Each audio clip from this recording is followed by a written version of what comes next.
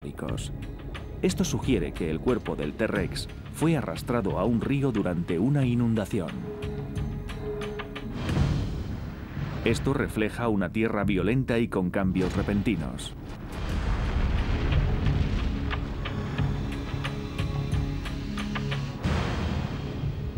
Después de estudiar el entorno, el segundo paso de la investigación era estudiar el comportamiento del Tyrannosaurus Rex. Utilizando las pruebas encontradas en los huesos y el comportamiento de animales modernos, los científicos han deducido cómo cazaban, luchaban y criaban a sus pequeños, estos enormes dinosaurios. El Tyrannosaurus Rex era el agresor máximo.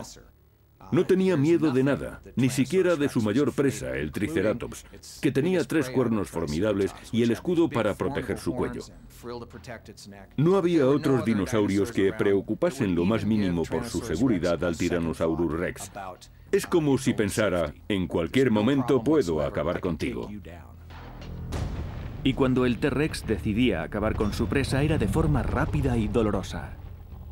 Es un animal que probablemente podría morder y triturar un Volkswagen. Cualquier cosa que se pusiera ante su boca se encontraría con muchos problemas.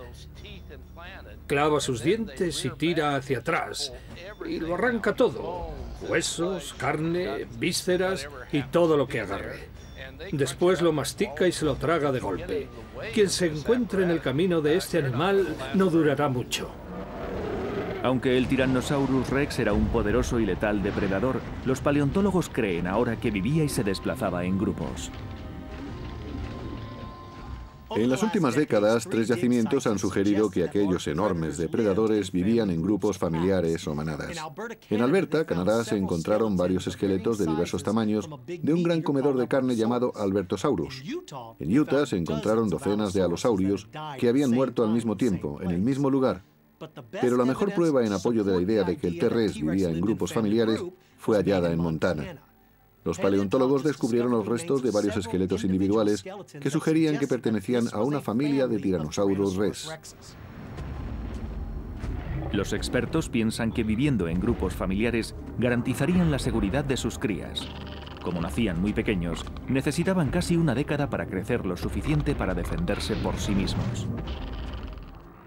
Al nacer el T-Rex era tan pequeño que cabía en un huevo del tamaño de un balón de fútbol. Durante más o menos los 10 años siguientes seguía siendo relativamente pequeño, pesaba menos de media tonelada. Basándose en la idea de que el T-Rex viajaba en grupos, la investigación dio un giro. Los expertos deberían considerar la siguiente teoría. ¿Podría ser que este pequeño estuviese con un hermano en el momento de ser atacado? Los expertos dicen que sí. Pensando en las aves modernas, creo que el T-Rex tenía 2 o tal vez 3 crías al mismo tiempo. Y creo que el único momento en que podían quedarse solas era cuando los padres iban a cazar.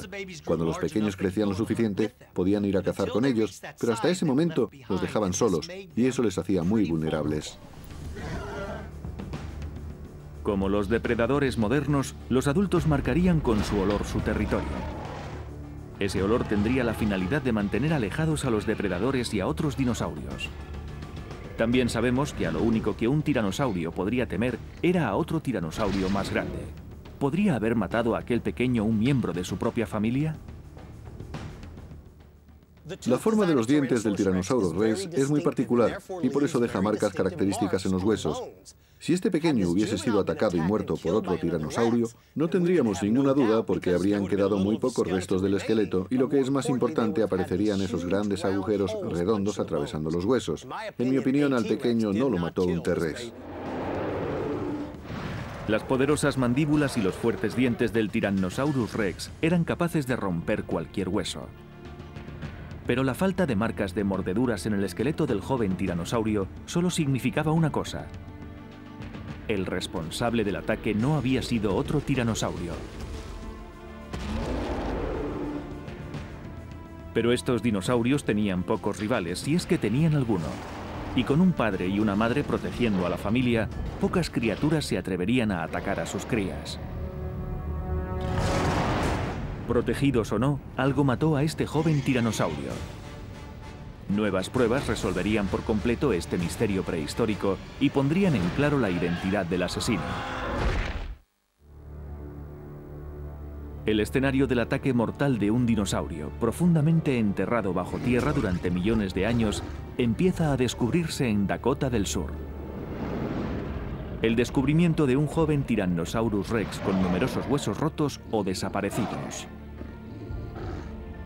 Los investigadores descartan la teoría de que dos tiranosaurios estuviesen implicados en la batalla.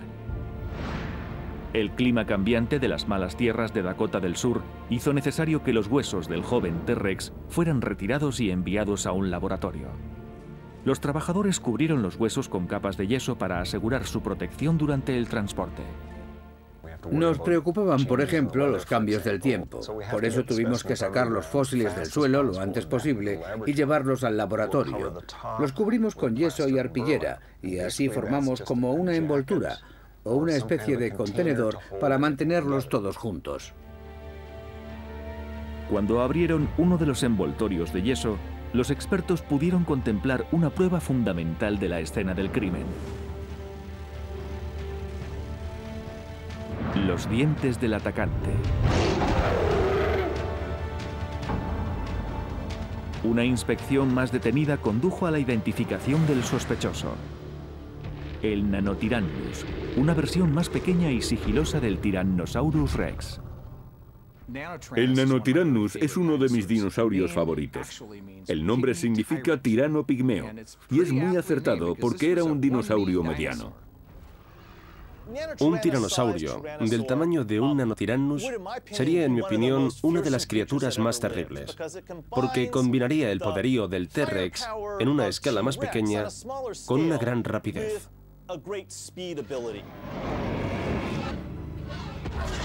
El Nanotyrannus no solo era un dinosaurio medio, es además uno de los más controvertidos. Se le denominó así a partir de un cráneo prehistórico encontrado en Montana en 1942.